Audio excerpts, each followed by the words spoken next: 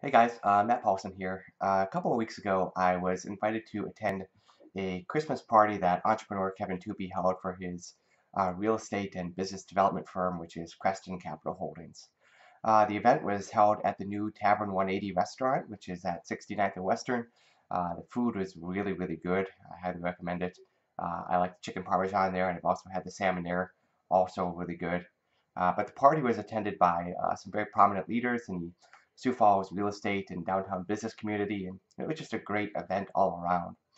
And going to the event really just got me thinking about Kevin's career and the businesses that he's built, and just how he has become one of the most successful and prominent business leaders in our community. He's built a network of hundreds, actually over 1,000 Verizon stores under the Z Wireless, now called Victra brand.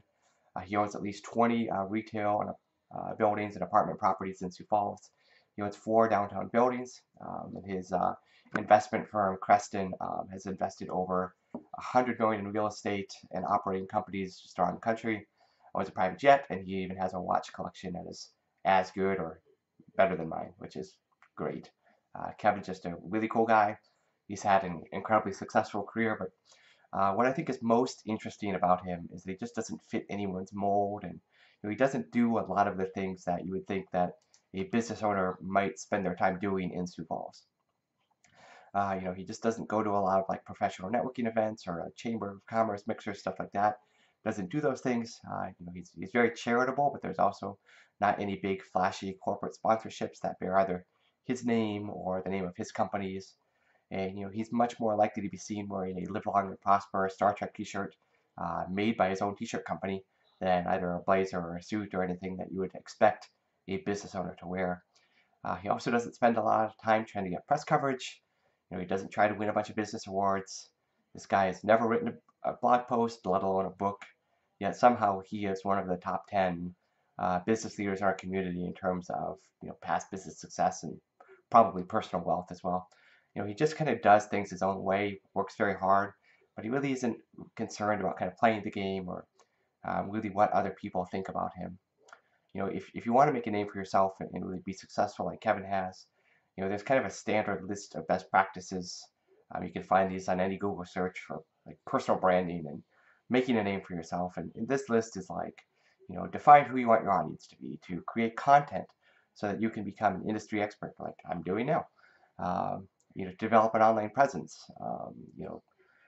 They would tell you to go to in-person networking events. They would tell you to get a professional headshot and to identify kind of some performance metrics to track to see if you're being successful with your name making and branding efforts.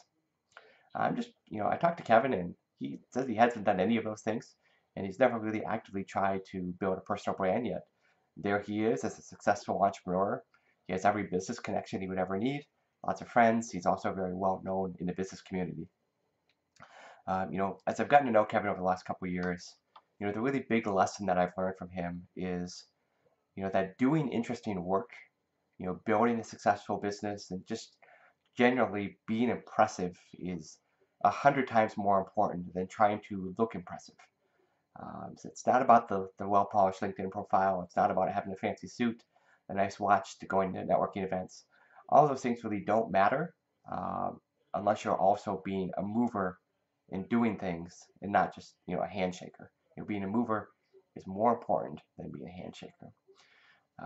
Really, if you build a successful business that many people in your community know about, you may not need to go to a lot of networking events because people are going to be knocking on your door wanting to do business with you. They're going to want you to get your advice. They're going to want you to invest in their businesses. Um, just people are going to want to be around you because of what you've accomplished and the value that you've created in the world. You might not need to go seek out speaking engagements because people will ask you to speak to their organizations. You may not need to try to get media coverage because if you're doing really interesting work, the media will probably cover you anyway. Um, you know, your personal brand will eventually kind of build itself just because of the success that you've had in your career, and it's really interesting to see that in Kevin's life and other people's lives in our business community. And don't get me wrong, I'm not saying that personal branding efforts aren't effective or have no value, but they just won't be very effective unless your personal branding efforts are backed by a person that is doing genuinely impressive work.